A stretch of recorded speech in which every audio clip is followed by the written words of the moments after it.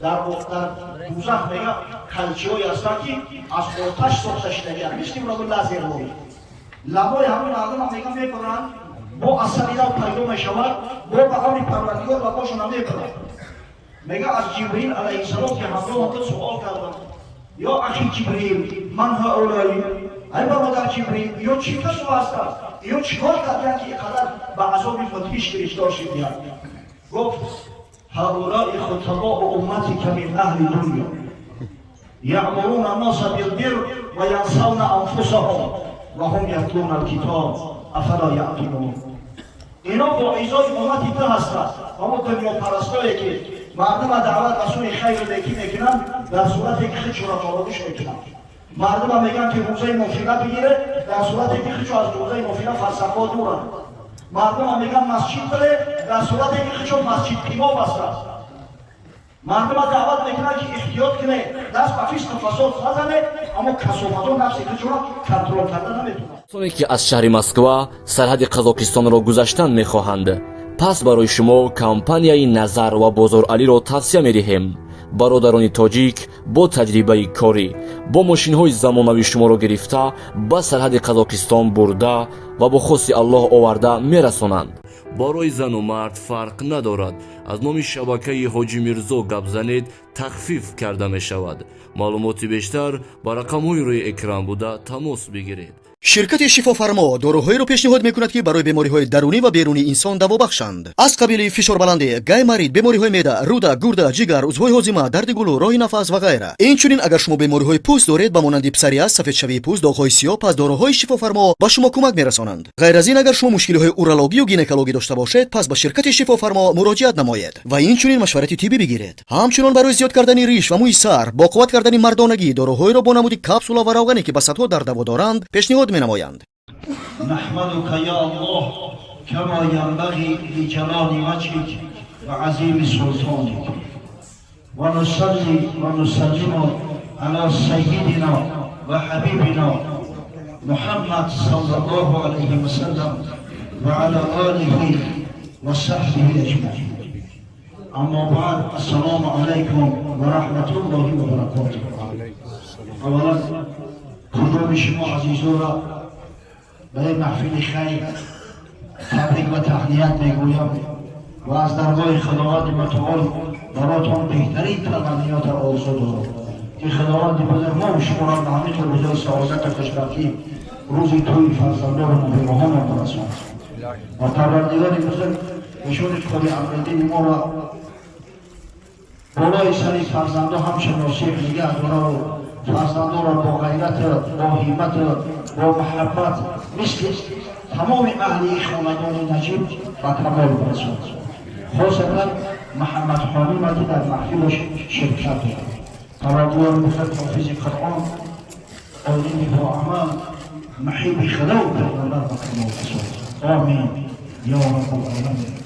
خداوند بزرگ غیرت، همت، جوانمردی برای نصیب گرداند به دعوای بندگی الله، به دعوای امتی رسول الله صلی الله علیه و سلم، به دعوای پیروی مذهب مهذب حضرت امام اعظم ابو حنیفه رحمه الله پایدار و استوار باشید، جوانگو باشید.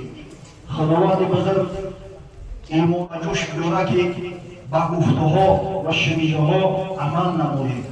از جمله او کسایی نباشید که میگویند و میشنوند اما هیچ عمل ندارند. وای به حال چنین طایفه کبر مقتا عند الله ان تقول ما لا تفعلون. در نزد پروردگار بزرگ بسیار یک جنایت و گناه عظیم محسوب میشود. غضب خدا به جوش میآید وقتی که شخص میگوید خود عمل ندارد، زیرا که ذکر علم عمل کردن است. علم آدمیت است، جوانمردی و شرف، ورنه ندی به صورت آدم مصوری. از من بگوی عالم تفسیر موی را گر در عمل نکوشی نادان مفسر. باقی درخت علم ندانم به جز عمل، با علم اگر عمل نکنی شاخ میبری.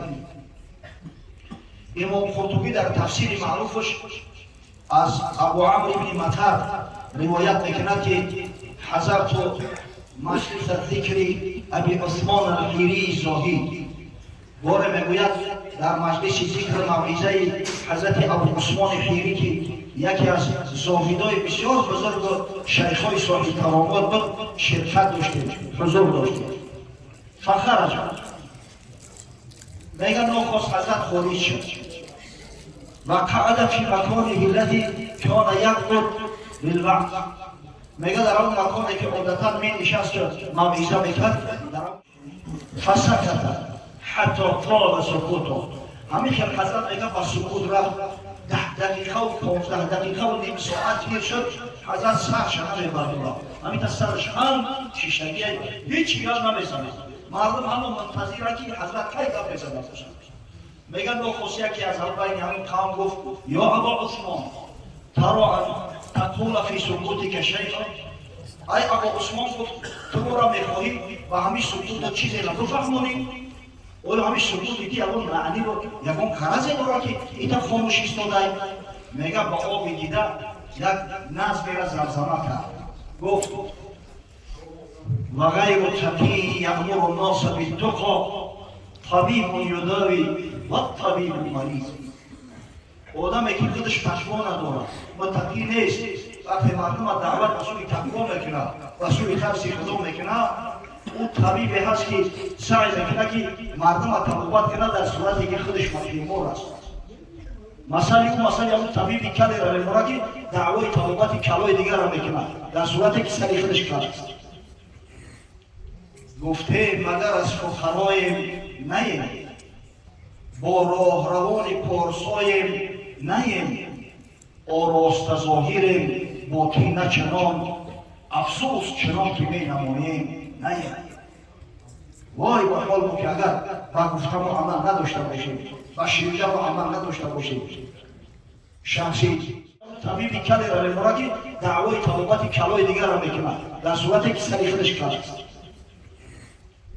گفته مگر از فقرایم نیم با راهروان پارسایم نیم آراسته ظاهریم باطن نه چنان افسوس چنان که می نماییم نیم وای با حال ما که اگر با گفتم و عمل نداشته باشیم و شیرجه و عمل نداشته باشیم شخصی سعادتمند شخصی است که عمل میکنه و همه عملش سبب نجاتش میشود اما شخصی زیانکار که در جان خود زندگی میکنه از همون طایفه‌ای هست که گفتن داره شنیدن داره اما متاسفانه خدای تعالی عمل براش نصیب نگردیده است با گفته و شنیده عمل نمیکنه سبحان الله حضرت امام احمد در کتاب معروفش در مسند آورده است از انس بن مالک صحابی پیامبر صلی الله علیه و سلم که حضرت فرمود رأیت لیلا مسری برجالا تقرض شفاههم بمقاریض من نار در شب اسراء در شب معراج مردایی را دیدم که لبهاشون با قیچی‌های آتشین میبرند حالا هم یک چیزای اومده است که دیده میسوزونه همین تمام برکو نوری لازم اگه تصور کنید پیامبر صلی الله علیه و سلم این سخن 1400 در دوزخ میگه قیچی‌هایی هستند که از آتش ساخته شده‌اند مثل را لازم بود لبای همون مردم هم میگن میبرند با اثری را پیدا میشود با بهار پروردگار لباشون هم میبرند میگه از جبریل علیه السلام که همراه خود سوال کردند